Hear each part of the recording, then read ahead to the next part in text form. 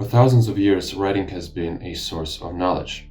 This knowledge can be very specific, like how to prepare a certain meal or how to fix a car, but it can also be a bit more abstract, ethereal, like how to solve your childhood trauma or how to interpret your dreams. In any case, the reason we read books is because we want to obtain information, and after obtaining this information, we feel a little bit wealthier than before, whether it's after reading fantasy novels, sci-fi novels, non-fiction books, psychology guides, whatever it is. This way of thinking has been the driving force behind my desire to start reading again. I've never been an avid reader, but I've always loved consuming knowledge, information. I've always loved learning about new things, whether it's science, music, languages, etc. I'm making this video because I feel like I'm finally in a place where reading has become a significant part of my life and an important part of my daily routine.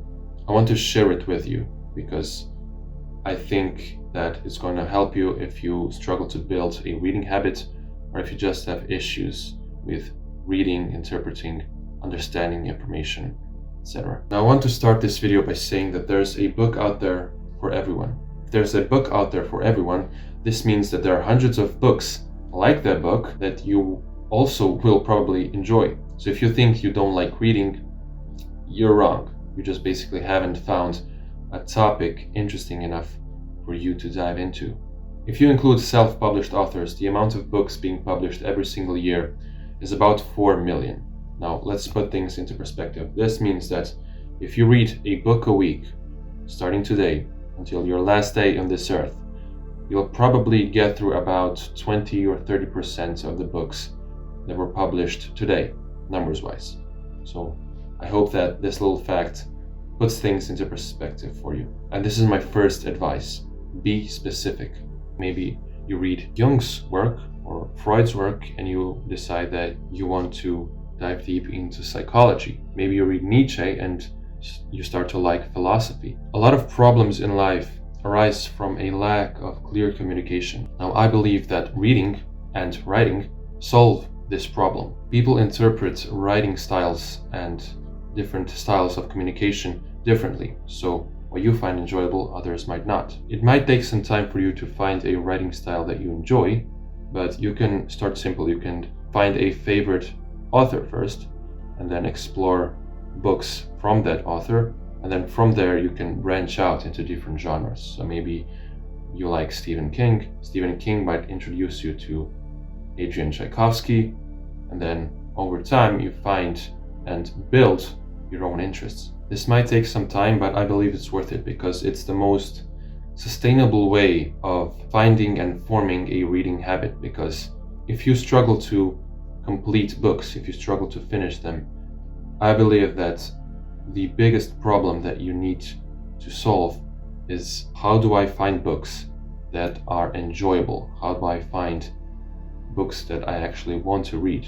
Another principle to stick by is to start small. For every genre, there's a book that you can use as introduction to that genre.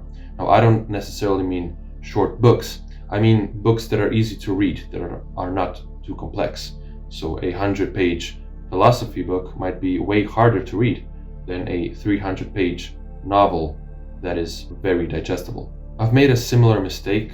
I got into Nietzsche with this book, Beyond Good and Evil, and although I can say that I've enjoyed this book very much, I can also say that I did not really understand it. In fact, I did not understand about 70% of it. So I'm going to take Jared Henderson's advice and continue with Aristotle next. Shout out to Jared for great advice on how to start reading philosophy.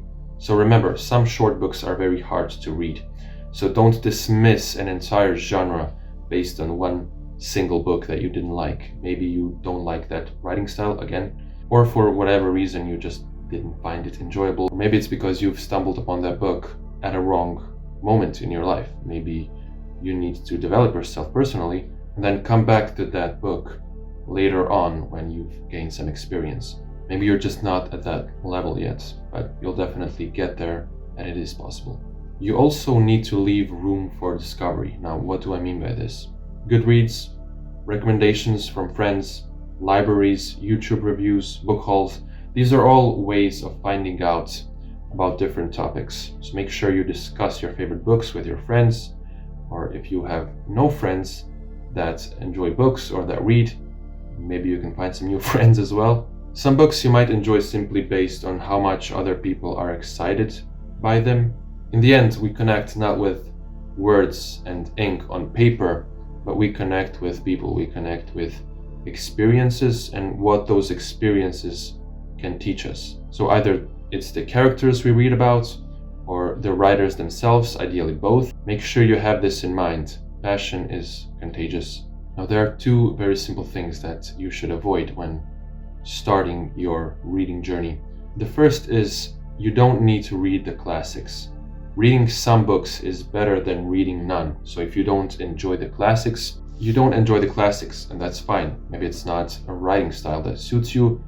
Maybe you tried reading them in high school and you just don't want to get back to them yet. Don't make excuses about what you like to read. Just find something else that you will for sure complete. Just find another book that you will for sure finish. It's a much more effective way of retaining information. The second is that you don't have to finish books at all. So don't be afraid of putting things down.